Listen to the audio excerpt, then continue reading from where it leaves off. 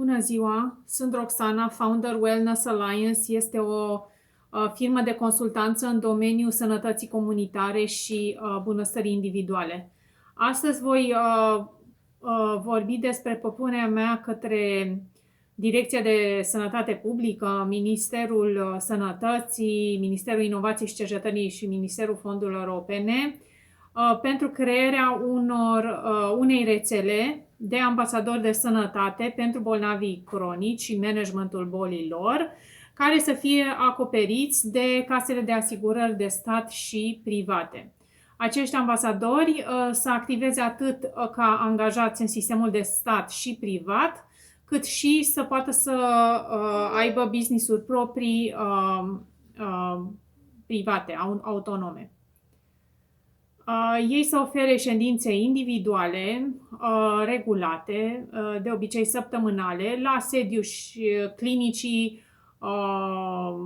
sau la distanță, apoi la distanță, în acord cu necesitățile fiecărui pacient, următoarele servicii: educație de sănătate, informare despre resursele existente, digitale și reale, din mediul pacientului respectiv, cât mai aproape de locația sa, și să fie în stare să stabilească cu pacientul respectiv obiective de sănătate SMART, și anume specifice, simple și ușor de realizabile, măsurabile și definite în timp, în acord cu prioritățile de sănătate ale pacientului care le sunt recomandate de acești ambasadori de sănătate. Ei vor urma principii de ascultare, empatie, reflectare și intervievare motivațională folosite și în coaching.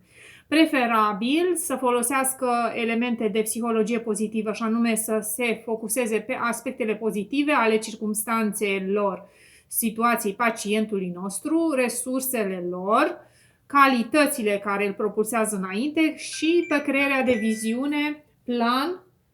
viziune, de un plan, obiective și pași de bunăstare.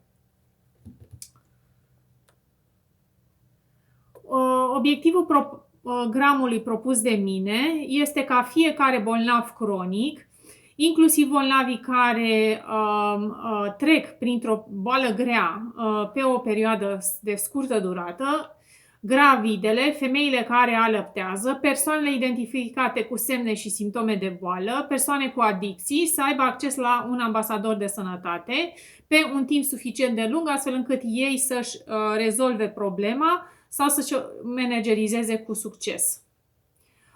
Pașii acestui program constau în următorii: stabilirea criteriilor de selecție a ambasadorilor de sănătate, stabilirea metodei de pregătire a lor prin completarea unor module de educație de sănătate și coaching, cât și a unor module specifice pe categorii de condiții. Ideal, modulele să aparțină deja unor programe acreditate din domeniul medicinii de stil de viață sănătos, locale, ale Facultății de Sănătate Publică sau internaționale, care pot fi traduse și adaptate, de genul American Lifestyle Medicine Program sau module legate de stil de viață sănătos ale școlii Harvard de Sănătate Publică. Pregătirea acestor programe să fie sponsorizată și înscrierea în ele să fie parțial finanțată.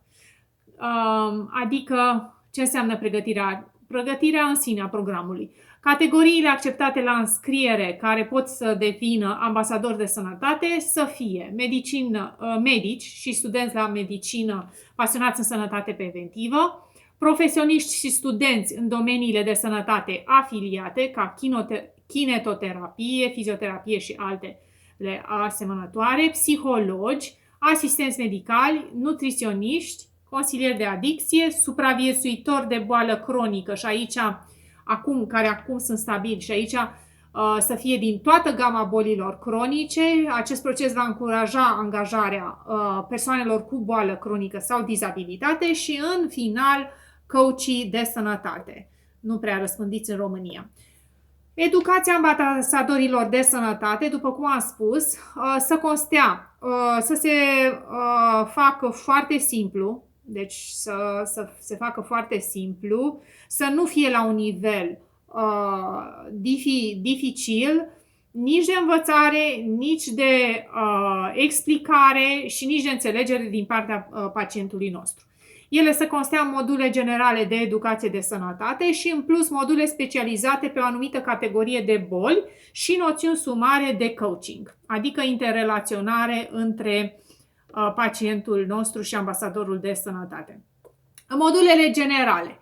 Modulele generale se învețe să evalueze și să dea recomandări în următoarele arii: nutriție sănătoasă, activitate fizică, metode de relaxare și management al factorilor stresanți, somn sănătos, adicție, exemplu fumat și alcoolism, calcularea indicelui de greutate în funcție de greutate și înălțime pentru a depista obezitatea și supraponderabilitatea și pentru anumite condiții să se intre și în noțiuni de dezvoltare personală pe care le vom spune la modulele specifice. Modulele specifice să învețe noțiuni de bază, de stil de viață sănătos pe categorii de boli, și anume boala cardiovasculară. Știm că în boala cardiovasculară avem nevoie de mișcare, avem nevoie de relaxare și evitarea factorilor stresanți, avem nevoie de greutate. Greutatea e foarte importantă, reglarea greutății, avem nevoie de o nutriție sănătoasă.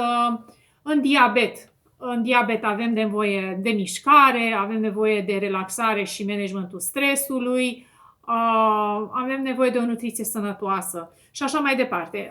Alte module specifice, adicție, boli mentale și emoționale, în care să se intre și în noțiuni de dezvoltare personală, găsirea scopului în viață și așa mai departe, a pasiunilor, hobby-urilor, greutatea în exces să fie un modul specific, boli imunitare și autoimune, adică cum să acea persoană să își îmbunătățească imunitatea, cancer și graviditate. În general, astea sunt destul de comune ca noțiuni, dar se poate intra în amănunte și, bineînțeles, cu resursele specifice pentru fiecare condiție în parte.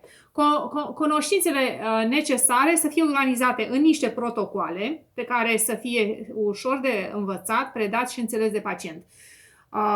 În rest, să se pună accent pe relația dintre pacient și ambasador de sănătate, motivație și suport spre inițiarea de obiceiuri sănătoase. Ambasadorul să practice însuși, să practice în propria viață aceste obiceiuri. Pentru această fiecare categorie de condiții, ambasadorul de sănătate să ofere resurse. Am zis resursele să fie digitale, și anume site-uri, aplicații, să fie cărți, grupuri de suport, dar să fie și reale, activități în comunitate, locuri și centre unde se pot desfășura, grupuri de întâlniri. Un pacient cronic să poată accesa, în funcție de priorități și necesități, pe rând, mai mulți ambasadori în funcție de interesele și prioritățile sale de bunăstare. Adică, dacă vrea să lucreze pe activitate fizică, să poată să lucreze cu cineva specializat pe activitate fizică. Dacă vrea să lucreze pe nutriție, să lucreze cu cineva care e pe nutriție. Dar să lucreze la început și cu un ambasador generalist. Alături de inițierea acestor ambasadori de sănătate, ar fi necesară crearea unor activități de grup care să fie acoperite de casele de asigurări de stat și private și care să fie susținute de experți în domeniul bunăstării și ai stilului de viață sănătos și ele să fie oferite la clinicile ambulatorii, centrele de bunăstare comunitare, cât și la distanță cu ajutorul platformelor digitale. Ele să fie gratuite sau la un preț simbolic, să fie atractive, cu acces liber și disponibile la nivel comunitar de către toată lumea. Ele să constea o categorie în educație de sănătate și a doua în activități practice la nivel foarte începător de fitness și relaxare, care să includă categorii de bolnavi cronici și să fie, după cum am spus, accesibile pentru toată lumea. Am zis că la ora actuală nici în domeniul digital nu există aceste activități disponibile, de exemplu pentru femei gravide. Dacă vor să facă exerciții de fitness, în limba română sunt foarte puține. Propunerea mea venind ca să existe niște stimulente financiare pentru experți de bunăstare care pot crea videouri de acest gen și le pune pe platforme care le pot transmite la lume. Sau, de exemplu, pentru copii care suferă de agitație, suferă de anxietate, suferă de insomnie. Să existe și benzi de relaxare pentru copii, la ora actuală nu există. Și, în fine, sunt foarte multe lucruri, adică există mult spațiu de îmbunătățire și de extindere pe partea mentală și emoțională, ce se poate oferi de către experții de bunăstare în materie de benzi de relaxare, benzi de meditație ghidată și alte instrumente care ar trebui să fie sponsorizate. Cu aceasta eu închei descrierea în sumar a propunerii mele din partea Wellness Alliance a acestui proiect și sper din toată inima ca în viitor să fie acceptat și promovat acolo unde trebuie. Mulțumesc mult de audiție!